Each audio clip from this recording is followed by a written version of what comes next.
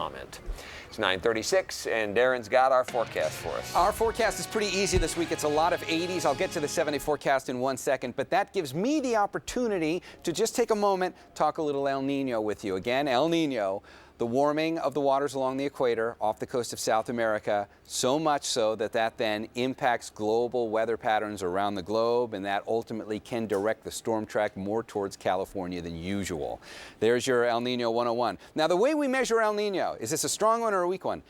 We do that by saying how far above average have those sea surface temperatures on the equator gotten. And if you look at all the forecast models for this one, the average on them says we're going to be about 2.4 degrees above average by the time we get into December, January, February, going into this winter. That's pretty big. Let me show you what the last three have been like, or at least the last 5 big ones. You're looking at the last strong El Ninos. I've got the scale over here on the left, shows you the sea surface temperatures above average. And then here are the years. So you can look at back in the 50s and 60s. Then here was another big El Nino in 72, 73. Another one, 82, 83. And then the last big one, 97, 98. You notice a pattern there? The strong ones appear to be getting a little stronger each time we get one. Now, if the pattern holds right now at 2.4, that's going to come in for 2015, 2016, pretty much right in line with this one here on top. So there appears to be a pattern, at least just from looking at these last few years.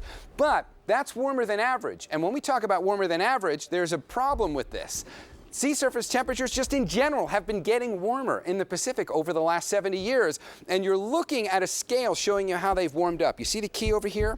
This goes back to 1936. And then for every 5-year jump, we take a 30-year period and we say, what was the average sea surface temperature for those 30 years? So there are the 30 years average starting in 1936. There's the 30-year average starting in 1941. We do that all the way up until the most recent 30-year period. And the reason we do that is because we want to see if there's a trend, and there certainly is one. Take a look at the most recent 30-year periods here. 81 to 2010 and 1976 to 2005, light green and red. See where they are on the scale here?